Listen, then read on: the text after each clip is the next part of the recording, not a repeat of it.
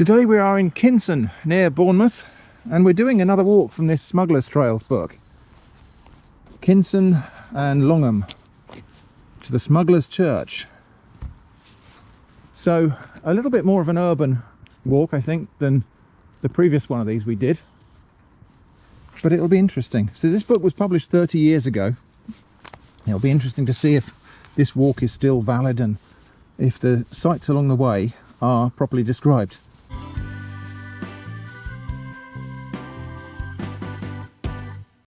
So this is Pelham's. This was a home of Isaac Gulliver. Information on the screen. It is now a community centre.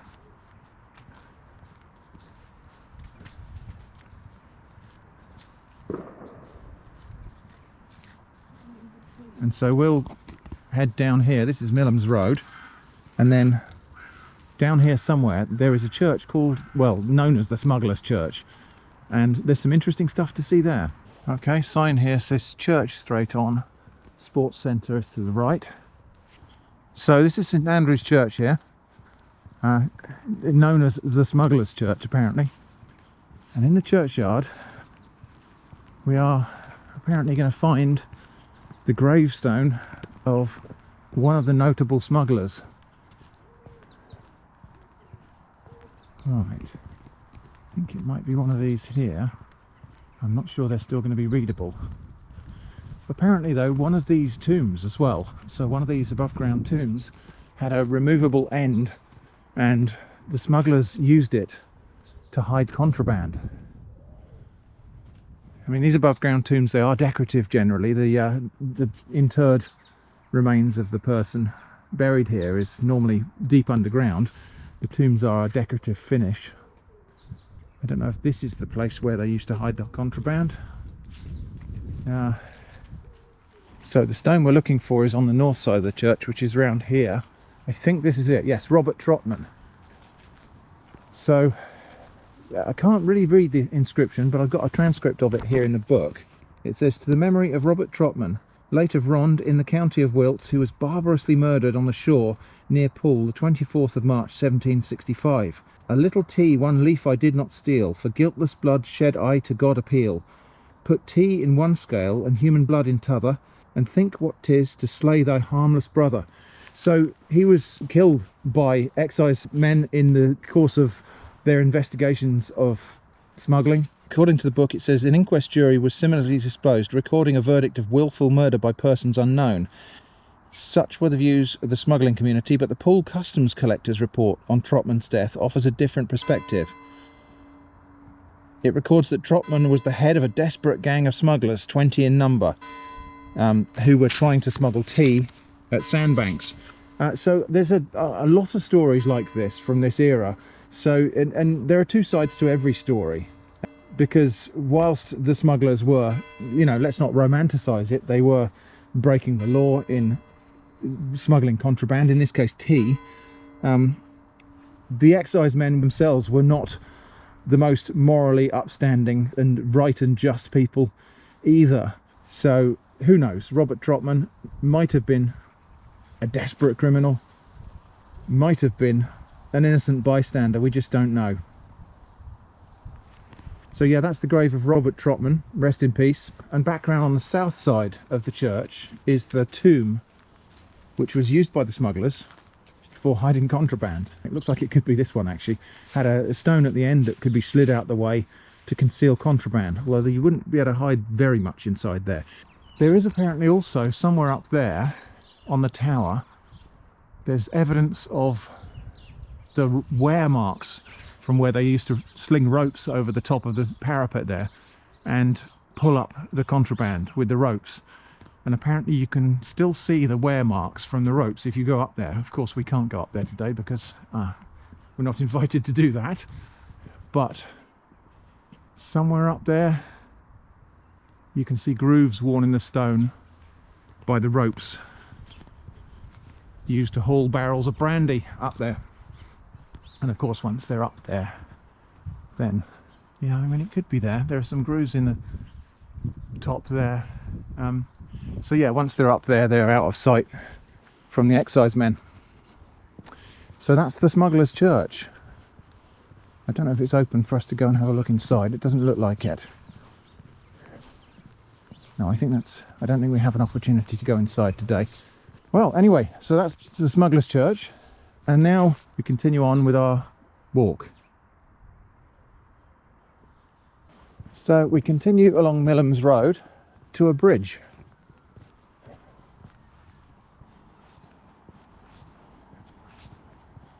All right, well, here's the bridge.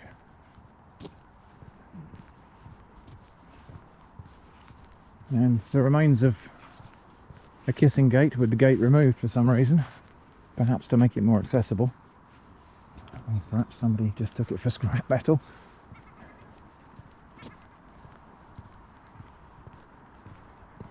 It's a rather grand bridge for rather a small stream.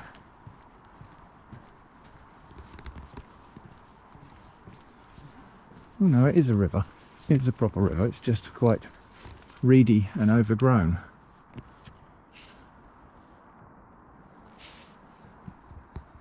And then it says we take the unmarked path on the right, which is now marked. This book, as I say, was published 30 years ago, nearly 30 years ago. So we go over, it says we go over a stile, but we take the unmarked path to the right.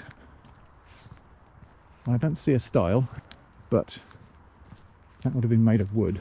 So, and then what does it do?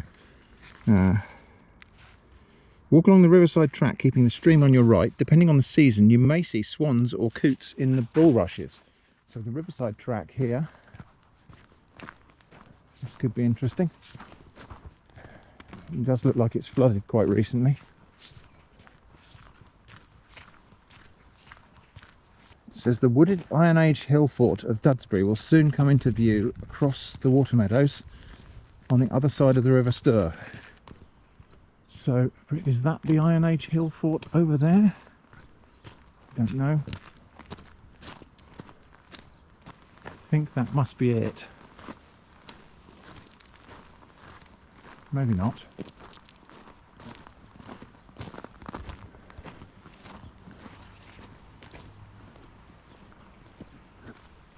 Electricity pylons.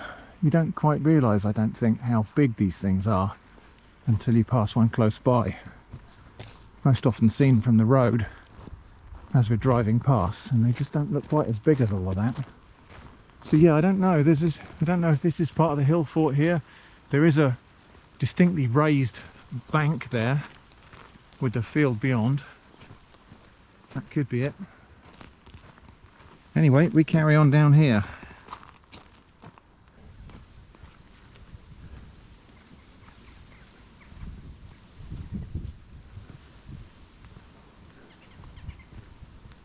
It's a cold day, by the way, today. It's only just above zero. You can see this puddle here must have frozen overnight. Well, that's only a thin layer of ice.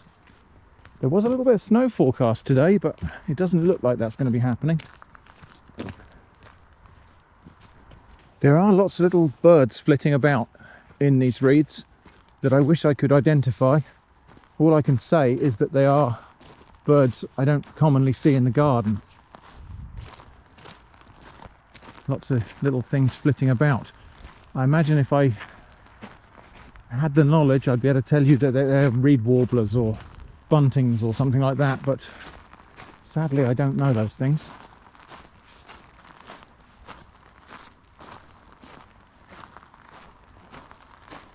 Somewhere up here we come alongside a major road, the A348. We turn and walk back towards Longham, I think. Interesting that big chunks of the brambles and things have been cut down here. I think it's being managed to keep it in a similar condition to what it's doing at the moment. If land is just left completely unmanaged, it will eventually turn into forest.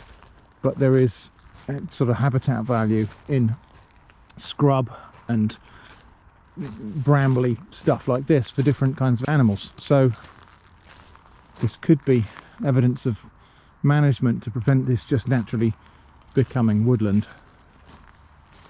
Cross the stile and stay on the path which leads to the south bank of the Stour looking out for the vivid flash of a kingfisher, which can sometimes be seen against the grey background of Longham Bridge as the traffic roars by.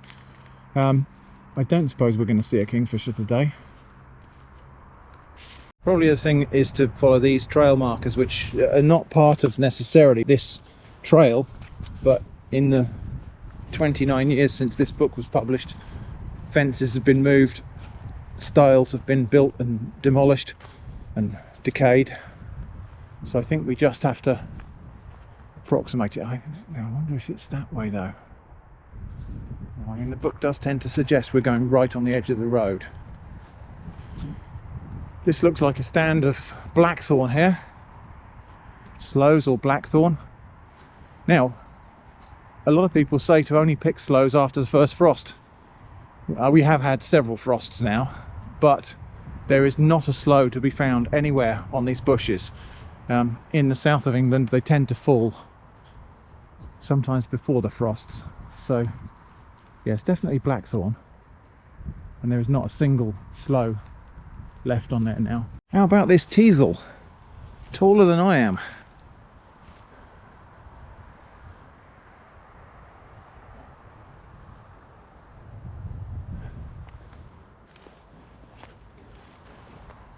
Right, slight misreading of the map. I was heading the wrong direction, so now we're heading the correct direction. So yeah, this is the main channel of the river here, and there's another channel over there that comes out in front of these. These are fairly modern buildings here, but I think that's a mill race. And I think there was probably a mill up over there, and this other channel behind those willow trees there is what was the mill race, the output from the water mill. So further up, we're not going that way, but I think if we were able to go further up that way, we'd probably find the mill pond. Perhaps we'll have a look on Google Maps and see if there's any trace of that. Hawthorn, still with a huge crop of now slightly overripe haws on it. These are not berries, they are a pome fruit like apples, and when they're way overripe like this is called, you know, bletting basically. It's a bit like the way pears ripen. I think we might afford a little nibble of that and see what that's like. No, not worth eating. Soft, not bitter anymore, but also not tasty. And this is where the book says you might glimpse a kingfisher, and I can well believe it. This is the kind of place you might see a kingfisher. I don't suppose we should be so lucky today. The thing with kingfishers is when you're out walking, only one of your party will see a kingfisher. There's a robin. So one of you will see a kingfisher and point and say, look, a kingfisher, and then the rest of the party will be scouting around frantically trying to get the same view as you, critically not either looking at where you're pointing or looking in the correct direction. So yeah, when there is a kingfisher around, if you see it, you're very lucky. And if you're part of a group of people, you're likely to be the only one that sees it. I think that was a little wren just shot past there. So up here we come to the road, and we do follow alongside this road, so I think there is a path going back through the meadows, but we're to walk along the pavement. Well, so yeah, it says to walk along the pavement, but I'm tempted to take this path actually, divert from what it says here in the book. I think we will take this path because this stays inside the nature reserve, so we're following a very similar route. I don't suppose this path existed when this book was printed, but rather than going along the road there, we'll just come back through the nature reserve. I think we're cutting off a corner. So the path through the nature reserve did actually just turf us back out on Millam's Road anyway, so we've rejoined the official walking route.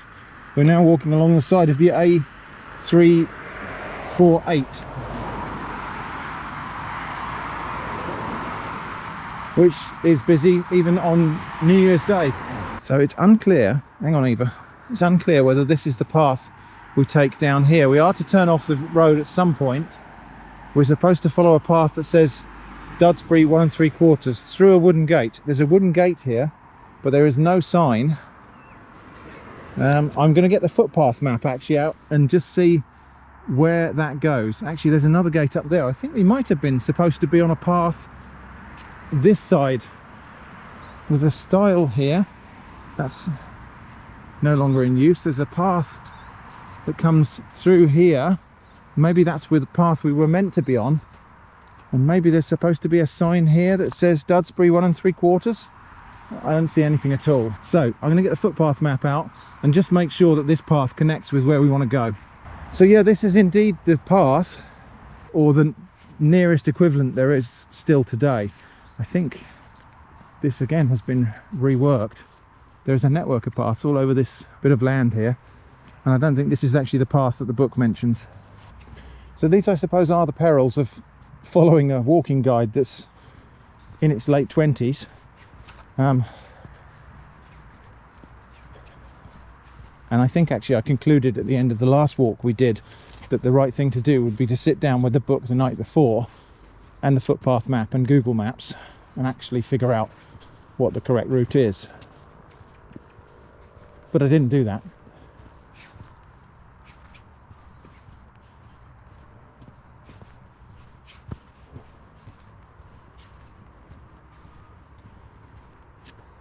Yeah, it's nice to get away from the road.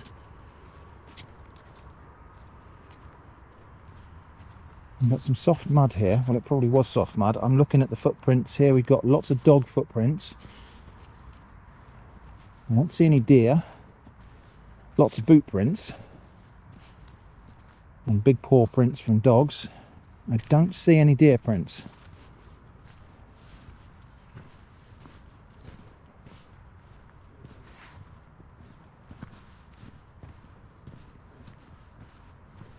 And the sun hasn't got to this path today, being quite low in the sky all day, and so the frost here hasn't even thawed.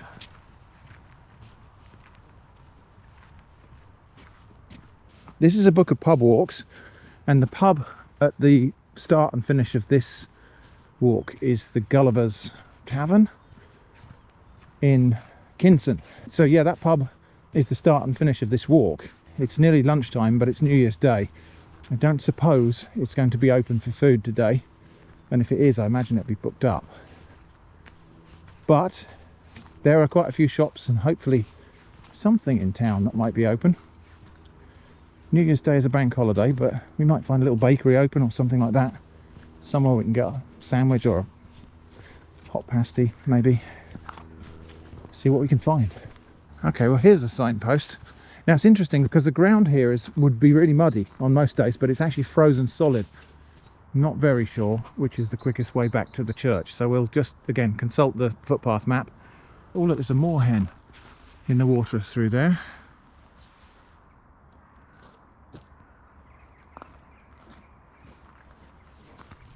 These trees we're walking past here are ash trees, and some birch there as well, but rather nice to see. No evidence of ash dieback in these trees. They do look quite nice and healthy, so that's a hopeful sign.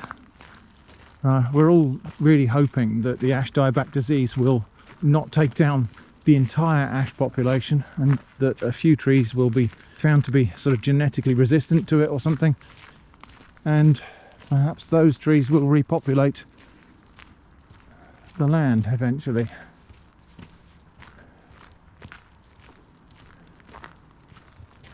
So just round here I think we rejoin the track that we came out on, which turns into Milham's Road, and back past the Smugglers Church, and then we'll have a look and see if we can find that pub. But like I say, I don't think it's going to be open today. It's almost certainly not open for food. So yeah, there's the church tower just through those trees, and this is the bridge we crossed. As usual, I will outline the route of this walk on Google Maps and show you the stats. It's a fairly short walk. I think we've walked about 2.5 kilometers or something like that, so not a very strenuous one. It's mostly on the level as well, so not a bad walk. So this is Kinson. Quite a selection of shops, but there's not going to be a lot open today. So this pub here is, as far as I can tell, what used to be the Gulliver's Tavern. It's now called the Acorn. It doesn't look very open. So the guidebook suggests parking in the pub car park, but I would obviously only do that if we were going to be patrons of that pub. On a different day we might do that, park there, get a drink, go for a walk, or in the other order. So there is alternatively here the car park next to the library, which is now like a community hub, but it contains the library, so we parked in here. Somewhat unsurprisingly, not very much was open. So, but we did find a coffee shop. Costa Coffee, good old Costa, was open. So we got toasted sandwiches and tea and coffee.